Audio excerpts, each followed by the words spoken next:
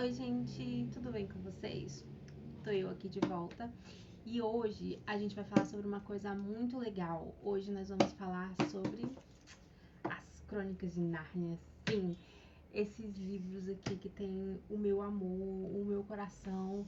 Não foi uma releitura, tá? É a minha primeira leitura. Eu conheci Nárnia através dos filmes. Uma grande fã, eu assisti muito Nárnia na minha infância. E até depois também, eu sou eternamente apaixonada por Nárnia. E agora, depois da leitura dos livros, eu sou mais apaixonada ainda. Eu tenho esse box de Nárnia na minha estante faz algum tempo, eu confesso. Só que, assim, eu ainda não tinha lido porque eu estava me preparando psicologicamente para exatamente o que aconteceu. Ai, Rafaela, o que aconteceu? Vamos lá. Como eu falei, eu sou fã dos filmes de Nárnia.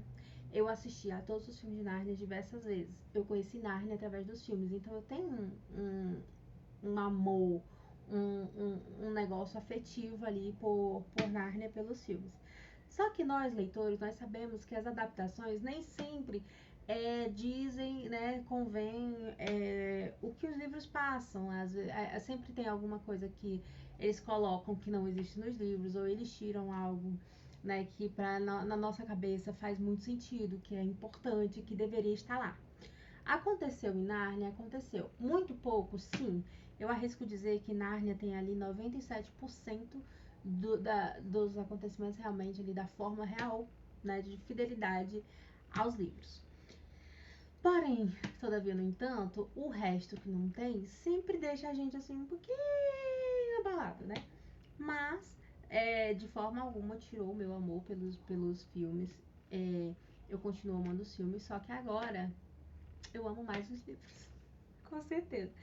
Até porque, né, venhamos e convenhamos, nós não temos os filmes de todos os livros. Nós temos aqui 7 livros e nós só temos, infelizmente, 3 filmes de Nárnia. E assim, é surreal a experiência de ler Nárnia, porque vem os acontecimentos de antes de A Feiticeira e o Leão, a Feiticeira e o Guarda-Roupa, né? Vem os acontecimentos antes. Você entender o que acontece antes e tal. E vem os acontecimentos de depois, tipo, o que acontece entre o príncipe Caspian e a viagem do peregrino no Peregrino da Alvorada, por exemplo. O que acontece depois? A gente fica sem, sabe?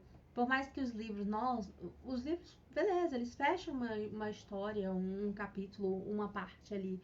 Mas é muito legal saber que tem mais coisas depois disso, que mais coisas aconteceram depois disso. Então vamos lá, vamos falar sobre os livros em si de Nárnia, né? Como eu já falei, são 7 livros. Começa em O Sobrinho do Mago, que é inclusive, né, uma adaptação que tem sido falada e que vai surgir, que vai aparecer, que vai revir. Eu espero muito, aceito muito, quero muito adaptação de todos os livros, né? Mas vamos ver o que nos aguarda aí. Vamos ver quais são as cenas dos próximos capítulos. Vamos lá. Eu vou tirar aqui os livros, que eu primeiro vou fazer o quê? Como se eu fosse fazer um box, não sendo um box, vou tirar aqui os livros para mostrar para vocês cada um né, dessa minha edição, né? Desse meu box, que é assim, a coisa mais linda. Foi assim, uma coisa assim maravilhosa. Primeiro eu vou mostrar pra vocês a caixa do box. Ó, ela tem 2 lados, assim, com a pintura, né, o nome do autor e tal.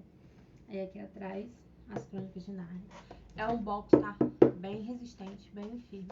Graças a Deus, eu li todos os livros físicos, né? Eu ouvi audiobooks dele também, mas eu li todos eles, folhei todos eles. Então, automaticamente, os livros incham um pouco. E aí, um problema que acontece, que eu vejo acontecendo muito recorrentemente com muitas pessoas, é que depois que lê, os livros não encaixam mais. Os meus, graças a Deus, eles encaixam. Com um pouquinho de dificuldade, mas eles encaixam. Mas sempre foi assim, desde o começo. Sempre foi com um pouquinho de dificuldade, que eles ficam bem apertadinhos. Inclusive, eu tenho que dar uma limpada nessa caixa. Acabei de ver que tá bem suja. Mas, lindíssimo. E aí, eu vou mostrar aqui pra vocês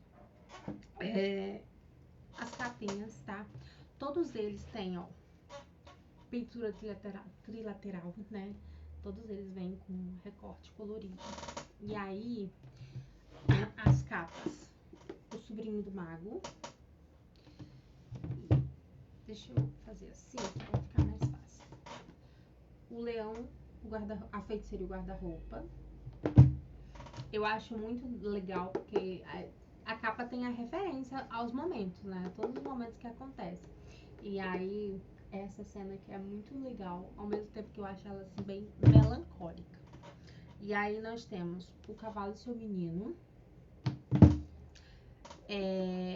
O Príncipe Caspian, que pra mim foi um dos melhores livros da série. Não o melhor, mas um dos. A Viagem do Peregrino da Alvorada. Esse livro pra mim aqui tem muito significado, nós vamos falar sobre isso. A Cadeira de Prata. Eu não gostei tanto desse livro aqui, tá? Acho que foi o que eu menos gostei. E A Última Batalha, que é um livro que eu amei. Eu acho que esse aqui é o meu preferido. E é um dos preferidos. É muito difícil colocar assim, esse aqui é o preferido. Mas esse aqui pra mim teve um significado maior por ver o final das coisas realmente, sabe? Quem leu, acho que compartilha dessa mesma sensação comigo. Mas então vamos lá. Eu até o momento não tinha decidido se eu ia falar aqui livro por livro ou não. Mas eu não vou estar falando assim sobre todos os livros especificamente. Esse livro fala sobre isso, esse livro fala sobre aquilo. Não. Posso tentar fazer isso em outro vídeo, se vocês quiserem. Mas nós vamos falar de Nárnia de uma maneira geral, tá? Sobre as crônicas de Nárnia. Então, são 7 crônicas, né? Como a gente pode ver aqui, pelos 7 livros. E Nárnia foi escrita ali pelos anos 50, se eu não me engano. 50, por aí assim. E aí, o autor de Nárnia, né, C.S. Lewis, era um pastor. Então, a gente já tem aquela coisa que eu falei já em outros momentos que eu falei sobre Nárnia na minha vida, que Nárnia não é só uma fantasia, né? Nárnia é mais que uma fantasia. Nárnia também é baseado em fatos bíblicos, em acontecimentos bíblicos. C.S. Lewis trouxe isso como forma de fantasia, né? Ele conseguiu colocar nos livros o evangelho, digamos assim, né? Coisas que a gente é ensinado na Bíblia, principalmente a gente que tem uma caminhada com Cristo. E, cara, a minha experiência surreal com os livros, quando eu assisti Nárnia pela primeira vez, eu era muito criança, então eu não conectava os fatos. Ali depois dos meus 12, 13 anos foi que eu comecei a assistir Nárnia e conectar os fatos. Mas lendo agora, aos 29 anos, eu vi que eu não tinha conectado nem, tipo assim, 70% dos fatos das coisas que acontecem nos livros de Nárnia, né, nas crônicas, pelos acontecimentos bíblicos, pelas coisas que acontecem. Por exemplo, eu associo hoje em dia o próprio Aslan a Deus, né? Aslan lá, que é o leão, o criador. E, cara, falando nisso, né, sobre a criação, aí a gente vem para O Sobrinho do Mago, que é um livro que a gente não tem adaptação, mas aqui a gente descobre como que Nárnia surgiu, quem criou Nárnia, como que Nárnia foi criada. E aí, um leão, a Feiticeira e o Guarda-Roupa, que é um dos livros mais conhecidos por, né, ser ali o primeiro filme e tal. Mas aqui a gente tem conexão, porque aqui se cria o guarda-roupa. Aqui a gente sabe que a Lúcia, né, entra, ela encontra ali o guarda-roupa, mas como o guarda-roupa foi criado? Onde? Né? Por que aquele guarda-roupa tá ali? E aí a gente acompanha tudo isso em O Sobrinho do Mago, a gente consegue ver como que o guarda-roupa foi a primeira pessoa que entrou em Nárnia, por que essa pessoa estava em Nárnia. E inclusive essas pessoas que são citadas lá nos últimos livros, né? E aqui a gente tem toda uma explicação. Aproveitando esse gancho de toda uma explicação, eu descobri recentemente, já depois de ter concluído Nárnia, mas era uma coisa que eu já tinha que ter, eu acho que eu já tinha que ter na cabeça, porque as pessoas têm muito isso, né? De tipo, a saga tem mais de um livro, mais de 4, 5 livros, sempre tem alguém que lê de forma diferente, em outra ordem cronológica ou ordem de lançamento. Eu não li, eu li em ordem cronológica, eu não li em ordem de lançamento. A ordem que vem no box é a ordem cronológica, né? É os acontecimentos desde o princípio, lá do Sobrinho do Mago, a primeira coisa que acontece, até o final de todas as coisas, onde tudo acaba, digamos assim, né?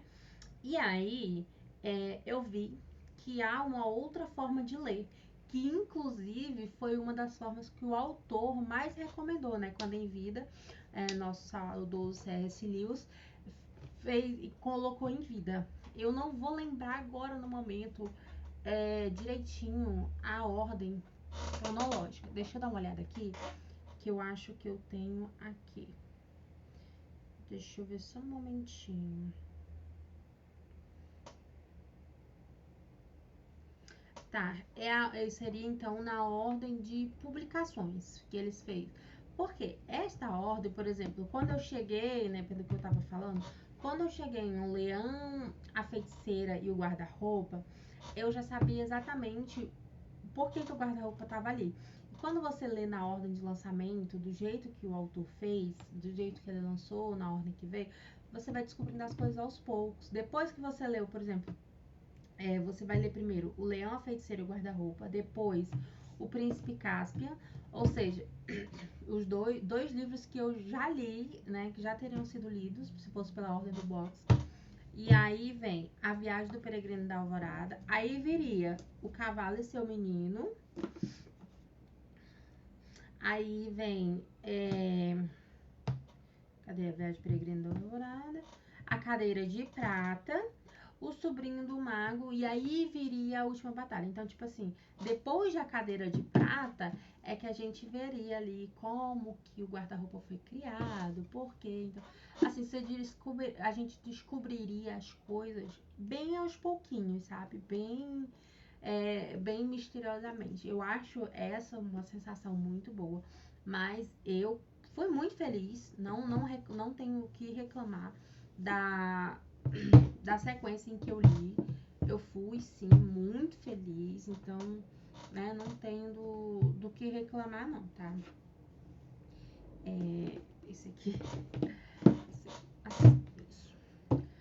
Então, mas existe aí essa possibilidade, né, de você ler dessas duas formas, a forma como vem no box e pelas ordens de lançamento, né, conforme o autor foi colocando aí à disposição dos leitores. Curiosidades sobre Crônicas de Nárnia também, né? Nárnia, a princípio, as Crônicas de Nárnia são cartas que o C.S. Lewis escreveu aos filhos e aos sobrinhos ali, né? Dedicado, tanto que a gente tem dedicatórias ali a eles. São histórias infantis, a gente leva muito para esse lado, né? De que são histórias que ele fez para crianças, né? Histórias para dormir, para as crianças fantasiarem ali naquele universo de Nárnia. E aí viraram, né, todas essas crônicas. Então, assim, maravilhoso. C.S. Lewis, que muito obrigada, né? Ele não pode ouvir, mas muito obrigada por essa criatividade. Gente, C.S. Lewis era uma pessoa que eu facilmente gostaria muito, muito, muito de que, tipo, se ele ainda fosse vivo, se eu tivesse a oportunidade, com certeza seria ali a pessoa que eu sentaria ali no final da tarde, tomaria um chá. Eu me sinto uma amiga pessoal do C.S. Lewis, né? Eu não li só as Crônicas de Nárnia dele. Ele tem outros livros, principalmente pra gente que caminha com Cristo. Aí ele tem muitos livros, né? Baseados sobre fé, sobre o cristianismo, porque, né? C.S. Lewis ali por ser pastor, por ter né? Esse ministério, ele sempre trouxe isso pra gente, pra ajudar na caminhada com Cristo. Esses livros que nos ajudam nisso aí.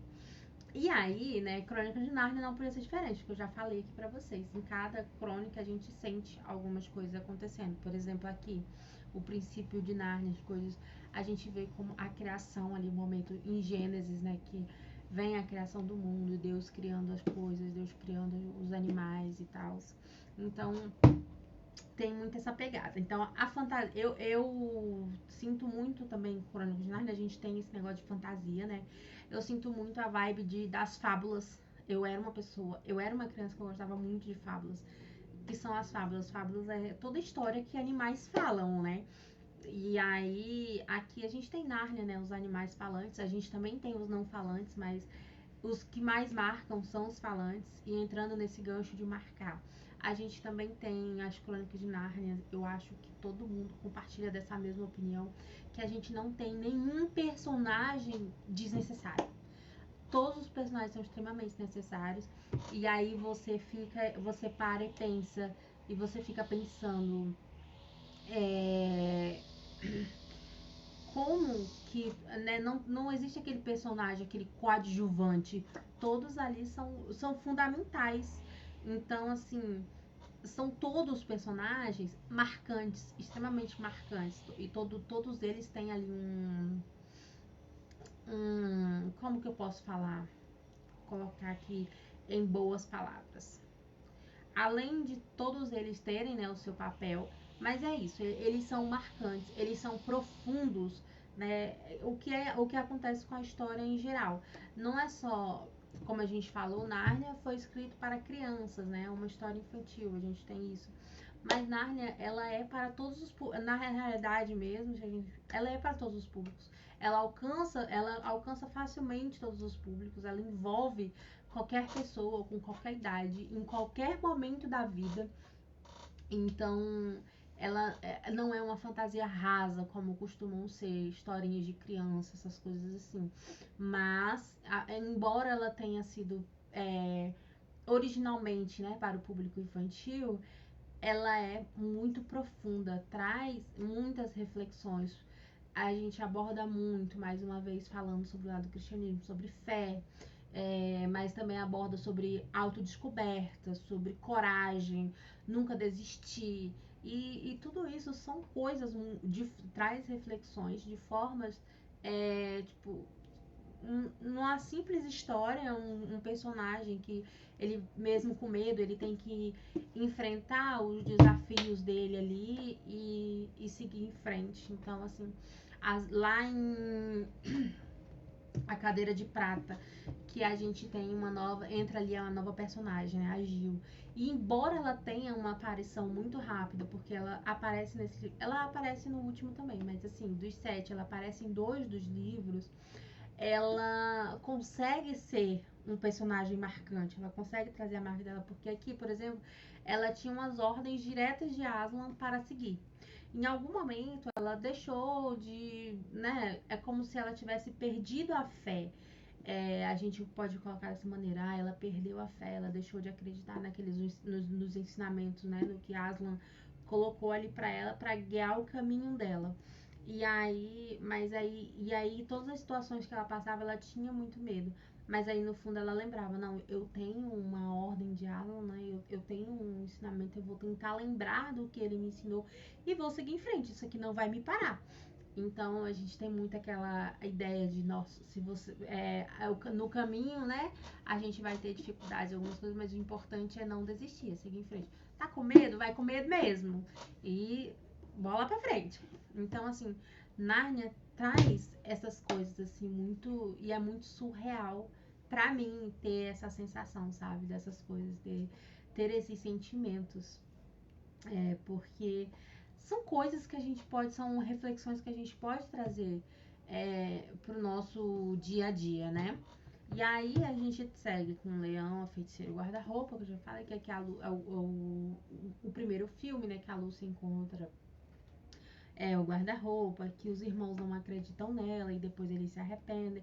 Aqui também a gente tem uma lição sobre redenção, né? Se a gente for falando sobre os lados profundos de Crônicas, a gente tem ali uma história sobre a gente tem o começo da história de uma redenção, que é com Edmundo, que o Edmundo aqui, ele meio não, né? Ele trai os irmãos, ele troca os irmãos pela feiticeira, pela vontade de ser o rei, de ter, né? De mandarem alguma coisa nas pessoas, de ter esse poder, digamos assim. E aí ele se arrepende, né? Ele pede perdão, ele é perdoado. E a gente acompanha que tipo, o Edmundo nunca mais cometeu tais erros, né? Ele teve a redenção dele e virou um rei extremamente, se eu não me engano, é Edmundo Justo? Alguma coisa assim, né? O grande Pedro é o grande rei, Edmundo Justo, é alguma coisa assim. E aí a gente acompanha ali a redenção. O Cavalo e Seu Menino, a gente acabou que vai falar dos livros individualmente, né? Mas tudo bem, vamos. A gente tá aqui conversando e vamos deixando as águas rolantes. E o Cavalo e Seu Menino, pra mim, foi um bom livro. É uma crônica, assim, separada. Nárnia chega aqui já bem no finalzinho. Já aqui a gente tem duas crianças perdidas. E perdidas entre aspas, né? Elas estão fugindo dos seus respectivos tutores, dos seus respectivos pais. E aí o final do nosso amigo aqui, que eu nesse momento esqueci o nome dele, porque, né, eu sou assim, eu esqueço o nome. É Sasta. Eu não sei pronunciar o nome dele, mas a gente tem ele que tá fugindo do tutor dele, né? E aí no final do livro ele tem a vida dele tem uma reviravolta ali, uma descoberta que muda toda a história dele. E esse garoto, ele não teve uma vida fácil, né? Ele sofreu muito durante toda a vida dele. E ali no final, é, quando ele faz essa descoberta, tudo isso muda pra ele. A vida dele muda, ele passa de um azarento para um sortudo, né? E eu fiquei muito feliz com o final.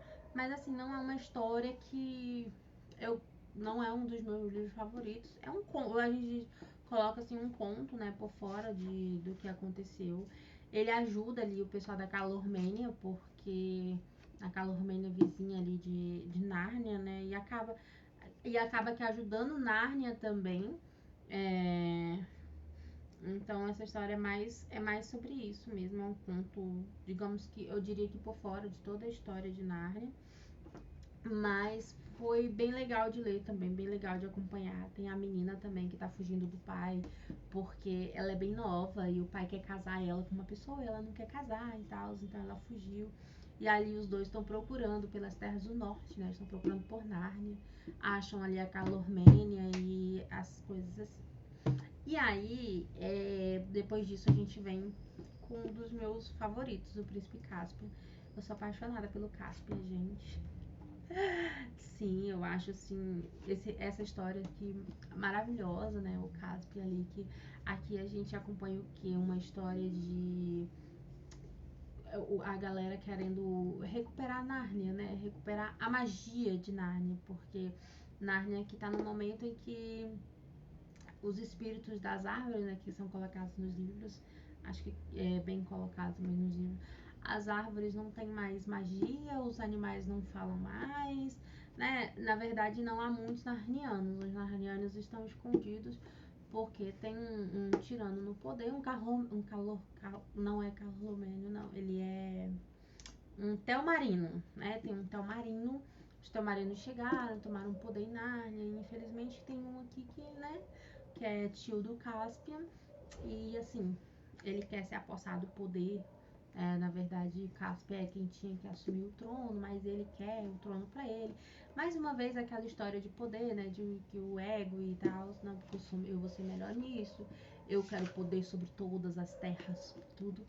E aí a gente tem aqui, voltam, né, os quatro grandes reis de Nárnia para ajudar o príncipe Caspian a recuperar seu trono e para recuperar a magia de Nárnia. E assim, trazendo mais uma vez pro lado cristão, eu vejo muito essa história assim, como às vezes a gente, nem todos os dias, né, não só pro lado cristão, mas vamos lá, de uma maneira geral, nem todos os dias nós estamos bem. Nem todos os dias a gente acorda feliz, com tudo certo, com tudo em ordem, né? Às vezes tudo que a gente queria era, né, solução para alguns problemas, e aí a gente para e dá uma desanimada e perde a magia, né? Mas é sempre bom a gente lembrar que a gente tem com quem contar, né? Sempre vai ter.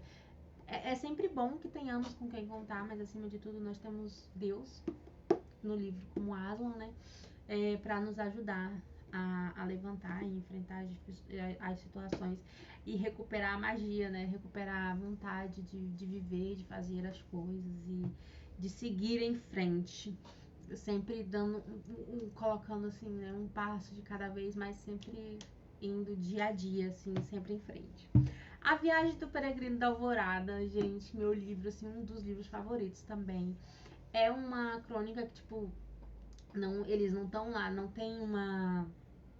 Como que eu posso dizer? Não é a batalha mais épica, não é a história mais épica, digamos assim. Não sei se essa seria. Mas assim, não tem assim uma grande batalha, porque todos os livros têm, né? Uma grande batalha. Aqui são várias batalhas, na verdade. Mas assim, eles estão aqui passando, eles estão viajando. Peregrino da Alvorada é o navio, né? O nome do navio. E eles estão passando aqui é, eles passam aqui por várias aventuras, né? Eles têm que encontrar sete pessoas, né? Sete lords que estão perdidos por algumas ilhas. Gente, eu tenho que falar também sobre esses mapas, né? Que são sensacionais. Eu já sou apaixonada por mapas, naturalmente. E aí, assim, eles estão procurando em várias ilhas esses sete lords que eram amigos do rei Caspian, né? O pai do Caspian. E aí, em várias dessas ilhas, em cada uma delas, eles têm uma missão importante para cumprir, para encontrar esses lords, né? E aqui a gente já tem Caspian como rei. E também interessante, aqui a gente tem a introdução de outros personagens. Aqui a gente já não tem mais a participação do Pedro e da Susana, porque, né, já não é mais para eles. E esse aqui também é o último livro da participação da Lúcia e do Edmundo, que na história, né, tanto que tem o filme, né, que o filme também fala que eles já não entrarão mais na Nárnia, né, já não virão mais. E aí entra o primo deles, o Estáquio, que no começo é uma criança birrenta, chorona, medroso, chato, né? Não temos como desviar dessa palavra. Chato, que resmunga de tudo, uma pessoa que acredita, só acredita, é um Tomé da vida que só acredita no que os olhos dele veem, né? Então, assim, a gente tem a introdução dele, mas também nesse mesmo livro a gente tem ele melhorando como pessoa. Ele vira que em uma das ilhas ali ele faz o que não deve e aí ele vira um dragão. E a gente acompanha também no filme, né? Ele se redimindo, né? Também se tornando uma pessoa melhor, descobrindo que na verdade, né, tem coisas, mais uma vez, entrando no princípio da Bíblia, por exemplo, fé é crer naquilo que não se vê. Então, assim, ele passa a ter fé, a acreditar em Aslan, né, e a acreditar em Nárnia. Um ponto principal é que Nárnia, pra mim, o que é Nárnia, né? Nárnia, pra mim, é o paraíso. Não Nárnia, Nárnia em si, mas várias vezes a gente vê aqui ser citado o país de Aslan. O que é o país de Aslan, que todo mundo sonha em. Então, pra mim, assim, na minha concepção, o país de Aslan seria ali o céu, né? E aí a gente descobre, inclusive, no último livro, que o país de Nárnia é o começo de todas as coisas. Eu vou falar um pouquinho sobre, mas aí que entra o fato de Nárnia ser o céu, né? Ser o paraíso. Esse aqui é o navio, ó, o Peregrino da Alvorada. E aqui, como eu falei, né, eles têm várias aventuras buscando por esses lords. E aí eles têm que, né, cumprir vários desafios. O Eustáquio, aquela criança chata, se torna uma criança legal. E aí a gente vem com a última batalha, que é o último livro das Crônicas de Nárnia. E assim, gente, esse livro, o começo dele já me deixou muito triste, né? Aqui os Calormênios já eles se apossaram de Nárnia, né? Que tem uma batalha de narnianos contra os Calormênios. E assim, aqui tudo começa por causa de um macaco. Um macaco que era muito inteligente e se aproveitou de um burro, né? Um jumento que não. É um burro mesmo, ele não é dado como jumento na história, é dado como um burro. Então, se aproveitou da ingenuidade, da falta de conhecimento do burro para, né, alcançar os narnianos. Eu vou dar um spoiler, esse livro, eu dei alguns spoilers, mas eu dei spoilers principais de livros que tem o filme. Esse aqui não tem um filme, mas eu acho que eu vou falar algumas coisas a respeito, tá?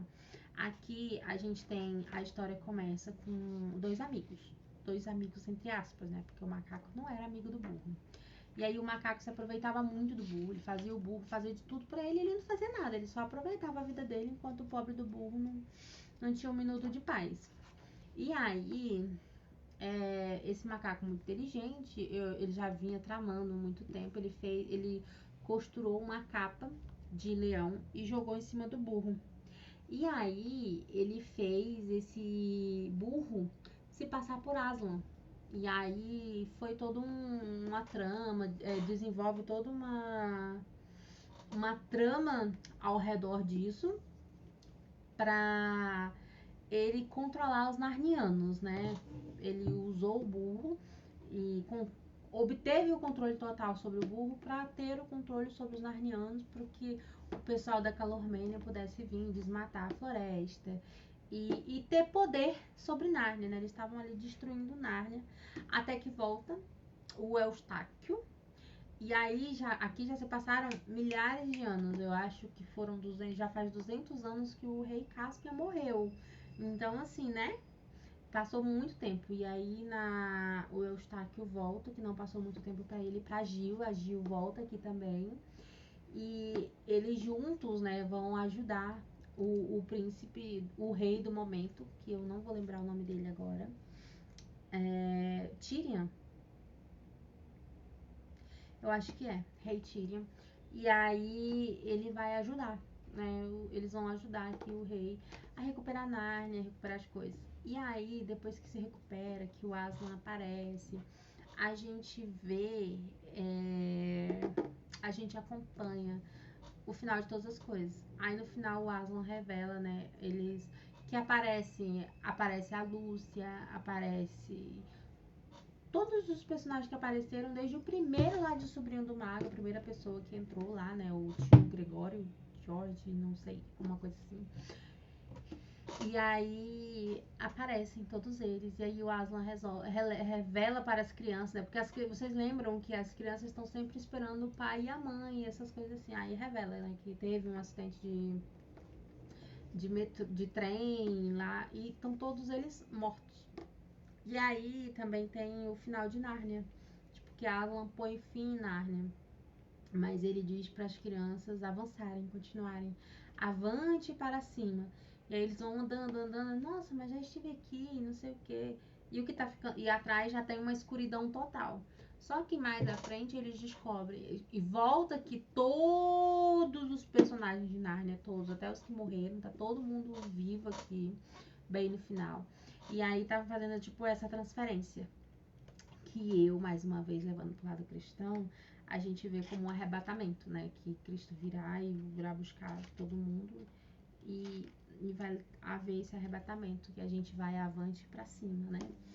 E então, aí lá, quando eles chegam no destino, né? Eles foram bem avante para cima, eles encontram Nárnia, eles descobrem que eles estão em Nárnia.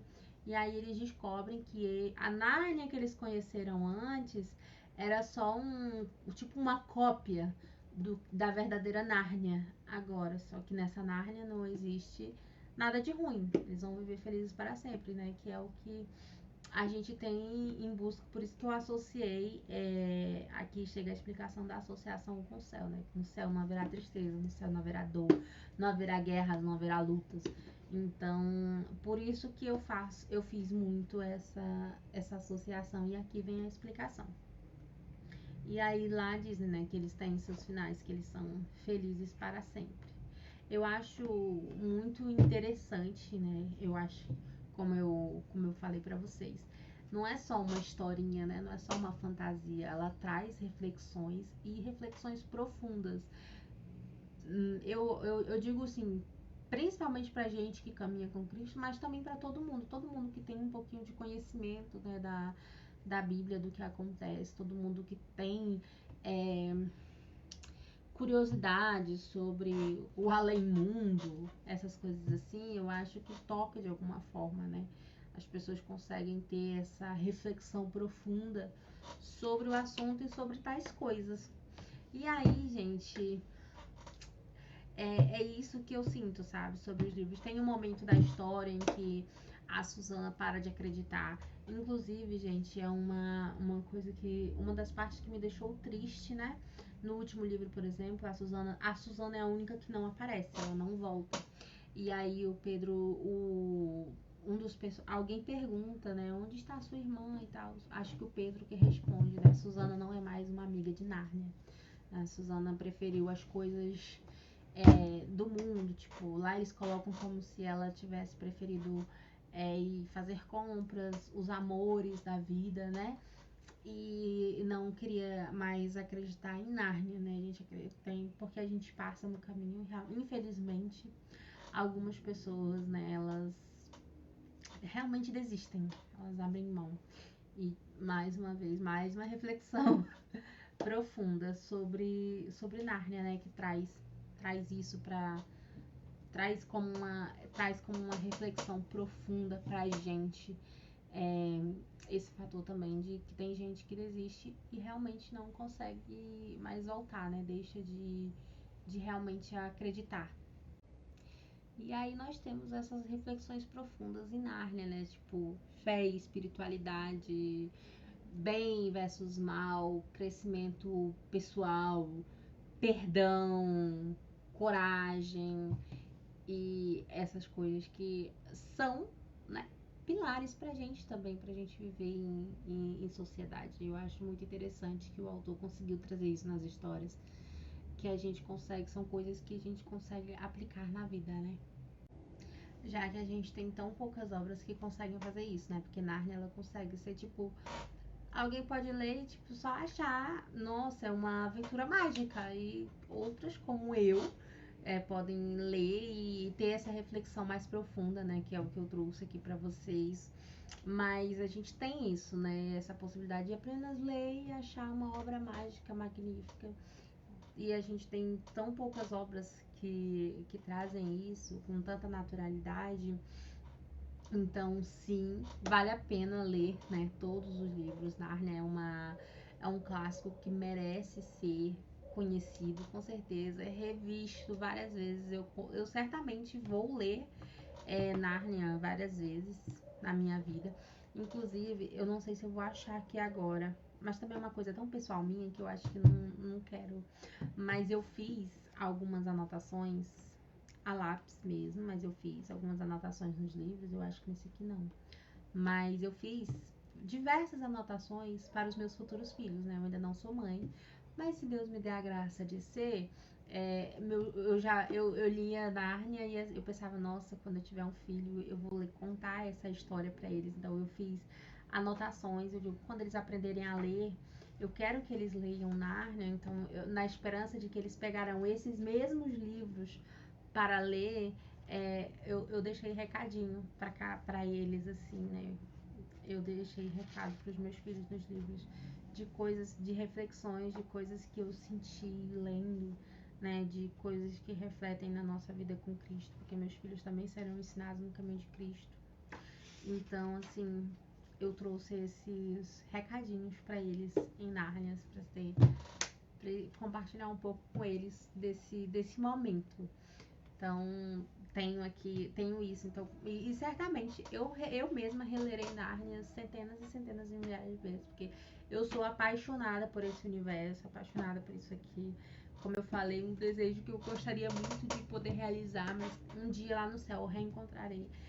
Era sentar e tomar um chazinho com C.S. Lewis, porque essa pessoa, por outras obras que eu conheço dele também, com certeza é alguém que iria edificar muito, muito, muito, muito mesmo a minha vida. Então, leiam as Crônicas de Nárnia. Se você ainda não leu, leia. Se você ainda não assistiu os filmes, eu recomendo que você leia primeiro os livros, depois você assista. E, assim, de coração, se você já leu, releia. E muito, muito obrigada, gente, por acompanhar até aqui, por ter paciência. Eu acho que, assim, pra concluir, Crônicas de Nárnia não são apenas livros. Ele é um convite. Ele é um convite para o mundo de Nárnia, da forma que eu já coloquei aqui pra vocês, né? Que eu acho que não precisa de mais tantas explicações assim. E, assim, gente, é sensacional. Então, leiam, deem uma chance, assistam os filmes e voltem aqui, me contem o que você achou, me compartilha comigo a sua experiência com a leitura de Nárnia. Espero que vocês tenham gostado desse vídeo. Muito obrigada pela companhia de vocês, obrigado por assistirem até aqui, por ficarem. Comenta aí nos comentários, coloca aí nos comentários o que você achou do vídeo, se vocês querem mais vídeos assim, falando sobre as minhas leituras, sobre o que eu tô lendo, o que eu tô trazendo. Eu tô com umas ideias aí bem legais para os próximos vídeos, espero que dê certo. Então é isso, gente, beijo grande e até o nosso próximo vídeo.